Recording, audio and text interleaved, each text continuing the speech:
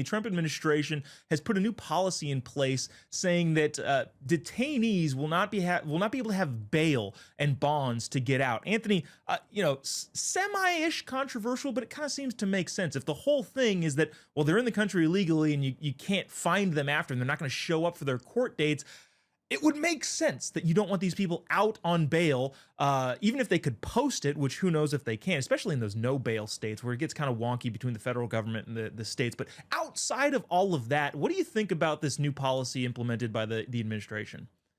Well, anyone with common sense who has a heart for humanity and doesn't want crime is going to be, I am assuming, going to be standing up and applauding that people who do bad things don't get to get out there and do more bad things. How many more Laken Rileys do we need to have? How many more incidents with illegals, harming and preying on our American citizens do we need to go through to actually have it be taken seriously? And the only people who are affected by it, are the nacho scalp smelling, blue haired, septum piercings, basement dweller liberals that are out here that don't have any clue of how the real world works. And then they just want everything to be fair except for those who oppose them. And every single time you see different things like this happen, all of the things start falling apart. All of the chips keep going back to the same places where they were because none of these things are doing anything because there's no consequence to it. And the minute you add a consequence and actually have a strong arm to uphold that is now when people have an issue. And the saying is true. If you don't want to do the time, don't do the crime. It's that simple.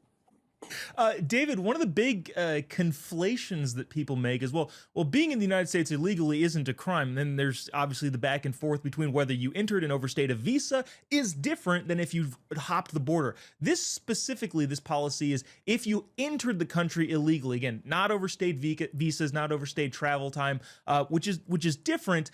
Why do you think the administration made that delineation? Is that like a legal thing in your mind, or is it just, hey, this is what we can do right now, and further notice what'll end up happening with the people that overstayed visas and that sort of? I'm not sure if that question makes sense, but your thoughts. I get it. I'm glad you asked me, and I'm still getting over Anthony's nacho scalp smelling.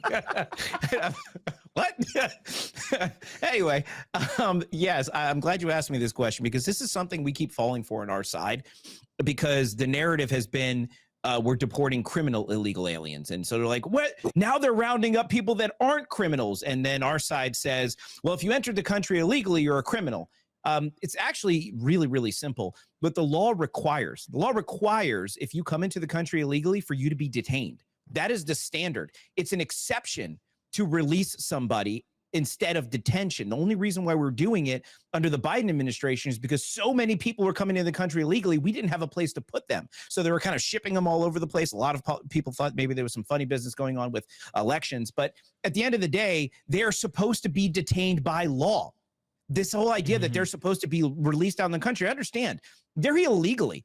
You can actually go to a checkpoint and apply for legal entry, and you can say, I'm seeking asylum. These people come into the country illegally, get apprehended, and say, wait, no, I'm going to claim asylum. They go, okay, that's cool, but you're still going to jail and, well, detention until we can figure out if you actually have a valid asylum claim. And what most people don't know is the majority of asylum claims are invalid and they actually get sent back. And so that's why these people are disappearing, because they know they're going to get sent back anyway. So no, absolutely. Why would you give them bail? They're going to be sent back, and they know that. So they're going to hide and commit crimes on American people. This whole idea that they have to be criminals in order to be detained is not consistent with the law. And we need our side to be more consistent with that and say, no, they don't have a right to just roam around. They don't have a right to be in this country. Well, I to further echo your point, I don't know why the only argument that we have been making is, hey, we're just following the law. Like, if you're just going to say, hey, we're going to ignore some federal laws and follow some of them, might I suggest the IRS tax code for a law that we should ignore? But again, I probably am speaking onto deaf ears on that one.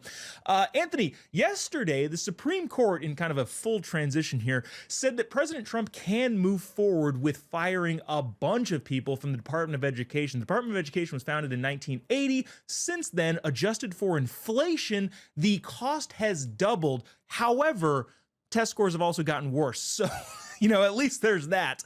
What do you think? How do you think this is going to play out with President Trump kind of getting this new sort of authority from the Supreme Court? Well, now that it's gone through the Supreme Court, there's really no law in the land or any appeals court that can actually stop it, which is great because we've all been saying the same thing. It's just like we've never had any issues with any of the departments that we've had and that have been instituted as long as they do right by the American people. The Department of Education is is there and exists to make the young people of America and educators people that equip and empower people to actually better citizens for society. And now that they failed by doing all of these transgenders, you know, like the LGBTQ ideologies, now hiring teachers that are more concerned with giving students their sexual orientation rather than social studies, that's when you start having to clean house a little bit. And the way I tell everybody else, it's just like, that's like if the United States government was like a gym, and like you have everybody who's leaving obese, or there's nobody that's actually gaining weight or muscle. You have to go in and actually start cleaning out some of the departments that are actually doing more harm for the people that go in and come out, and then start rebranding and rebuilding all over again so that it actually has a benefit for the people who are around it. Yeah, they use the term gutting. I like the term reform. That seems like it has a better political advantage. David, the Supreme Court paused an order from a U.S. district judge in Boston saying that well, you can't fire anybody. The Supreme Court said you can. That judge then said that the layoffs, quote, will likely cripple the department. To which I said, sweet, sounds great. Are you making the argument for me? Your thoughts here? Yeah, I agree with you. That's my first instinct is good. The Department of Education and you know, we all said it, it's become the Department of Indoctrination. You're exactly right. We spend twice as much money on educating kids and we get half as much of an education. And the worst part about this is, and this is where I don't understand why Republicans aren't better at the messaging. Republicans are big advocates of school choice as part of the big, beautiful bill.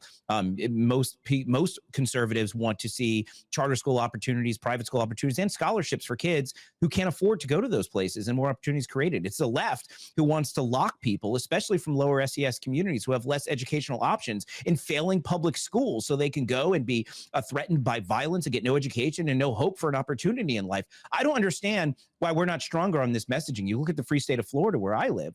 We have school choice and they can't keep up with the demand. Schools are growing, and this is what needs to happen nationally. The Department of Education, I think, is one of the worst things to happen to education in America. Our schools are failing. Our student scores are lower than they've ever been.